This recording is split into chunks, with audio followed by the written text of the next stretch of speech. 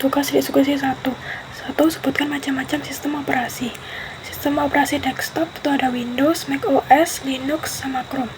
Sistem operasi mobile ada Android dan iOS. Sistem operasi server itu ada Linux sama Windows Server. Yang kedua, jelaskan peran sistem informasi dalam kerja komputer. Itu sebagai penghubung untuk mengatur dan mengontrol antara lapisan hardware dan software. Yang ketiga, jelaskan apa yang akan terjadi jika komputer Anda tidak memiliki sistem operasi. Pengguna tidak dapat menjalankan program aplikasi pada komputer mereka.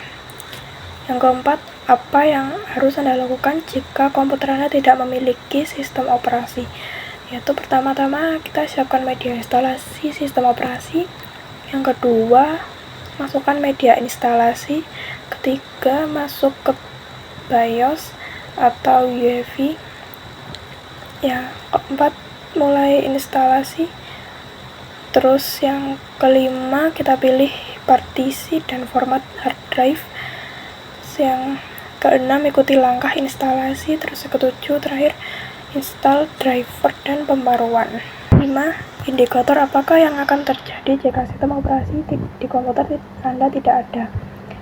Itu layar hitam, terus tidak ada suara BIOS, tidak ada respon saat keyboard atau mouse ditekan, sama komputer tidak booting. Yang keenam, perhatikan handphone Anda. Tunjukkan sistem operasi apa yang digunakan oleh handphone Anda. Itu Android. Yang ketujuh, buatlah kesimpulan dari pekerjaan kelompok yang berhubungan dengan sistem informasi. Jadi sistem informasi 7. Buatlah kesimpulan dari pekerjaan kelompok yang berhubungan dengan sistem operasi. Sistem operasi adalah perangkat lunak yang bertugas untuk mengelola dan mengontrol perangkat keras komputer serta menyediakan berbagai layanan dasar untuk perangkat lunak aplikasi. Sistem operasi berfungsi sebagai perantara antara pengguna dan perangkat keras, memungkinkan pengguna untuk berinteraksi dengan komputer tanpa harus mengerti bagaimana perangkat keras bekerja secara mendalam. Terus lanjut tugas diskusi 2. Itu pertama, jelaskan apa yang terjadi jika perangkat komputer tidak terpasang dengan benar. Jawabannya, perangkat keras tidak terbaca atau terdeteksi, performa buruk, terus bisa overheat, sama resiko kehilangan data jika hard drive tidak terpasang dengan benar. Yang kedua, bagaimana pendapat kelompok Anda jika ada seorang pegawai yang diberikan perangkat komputer keluaran terbaru dan tercanggih, tetapi karyawan tersebut tidak fasih dalam menggunakan perangkat komputer tersebut. Itu kita bisa memberikan pelatihan secara bertahap, karena jika karyawan dipecat akan lebih susah dan lama untuk mendapatkan karyawan yang baru. Yang ketiga, perangkat komputer seperti apakah yang harus dimiliki oleh seorang desain grafis?